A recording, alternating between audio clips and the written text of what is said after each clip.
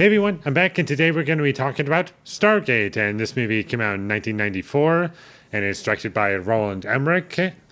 This movie also stars Kurt Russell as well, and I'll say this much: Kurt Russell was the best part of the movie for me. I liked seeing him on screen. I thought he had good screen presence, and I liked him. I thought he gave a pretty good performance, and the rest of the movie around him wasn't really all that great. Some cool visual effects at points, and the second half was more entertaining than the first half because the first half was basically just scenes of nothing happening, and the second half had a bit more energy to it, and there was a decent amount of action happening. I felt as though there were like a decent amount of action scenes happening in the second half of the movie, to the point where it kind of somewhat made up for the first half. Kind of. But still, this is a movie where basically nothing happens, or at least I felt as though basically nothing happened for 75% of the movie, minimally. And it was just boring dialogue leading to nothing, and the music was boring and generic and was just action movie music that you could put into any movie and it would change the movie not even slightly.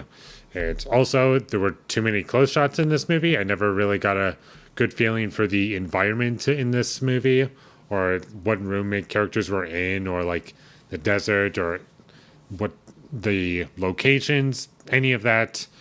Never really got a good sense of that because of the amount of close shots that we got in this film. The pacing was also very slow. I just felt as though this movie did not need to be 2 hours long. Easily could have been a lot shorter than that, and the movie does nothing to justify that 2 hour runtime, and there's zero interesting characters in this movie. Because of that, it really drags the movie down for obvious reasons. The pacing in this movie was not only slow, but it just felt like it took forever for it to get going. Like, we get basically no action of any kind until like halfway into the movie. And at that point, you kind of start to understand what's going on in the movie. But by that point, you're just so uninvested because it took so long for the movie to actually give you something that you came there for. And the movie was very cheesy in ways that it was not intending on being cheesy. The comedy in this movie fell flat for me. I never laughed once with the movie. There was also an ongoing gag with the main character. He just gets allergies whenever he goes someplace new or gets excited about going someplace new. And I never once liked that joke. I felt as though it fell flat every time that they used it. And the first action scene that we get, and it's really barely an action scene, it's just the main character getting dragged by an animal or whatever, space creature. And I call that an action scene because it feels like an action scene compared to the rest of the movie. Up until that point, at the very least. And that only happened because the main character was being an idiot. And while watching this movie, I was constantly reminded that better movies exist, and this movie also reminded me of better movies that I would watch over this movie any day. And I honestly can't name off all of them because there's just too many to count. But one of them being, it was just kind of distracting and did not help out my experience.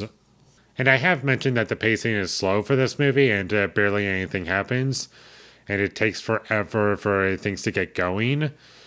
And once you actually find out what the movie is about, like the story for the movie, it's just unsatisfying. Like, there's nothing about it that feels like, yes, it was worth it to sit through this long into the movie to finally get here. That never happens in this movie. And when the movie is started, it kind of reminded me of Godzilla from 1998 that Roland Emmerich also directed, and it just very much reminded me of that starting off point where the main character is met up in the rain and is just recruited, and yeah, it's pretty much the same thing as Godzilla.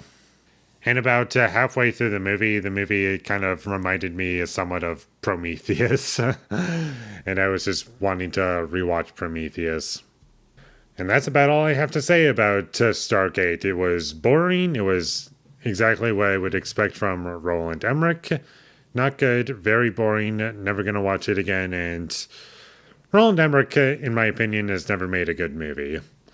I keep watching them, but none of them are good. There's Independence Day. I've seen The Day After Tomorrow. I've seen Godzilla. I watched 10,000 BC back when it came out in theaters. I haven't seen it since. And I've also seen 2012. And then I just stopped after that point. And I think that's all the movies that I've seen from him. So, nothing good. Never going to watch any of those movies again. So, skip all of those movies, including Stargate, if you ever come across them. That would be my recommendation. And with all that being said, I'm going to give Stargate a 3 out of 10. Thank you for watching my videos. As always, if you enjoyed this review, be sure to leave a like and comment down below you thought of Stargate, and my social media links, they will all be in the description, so follow me there. And last but not least, subscribe to be a part of Foley Nation, and I'll see you when I get my next review up, and that is going to be for Team America World Police. So look forward to that, but until I get that up, thank you for watching and have a great day.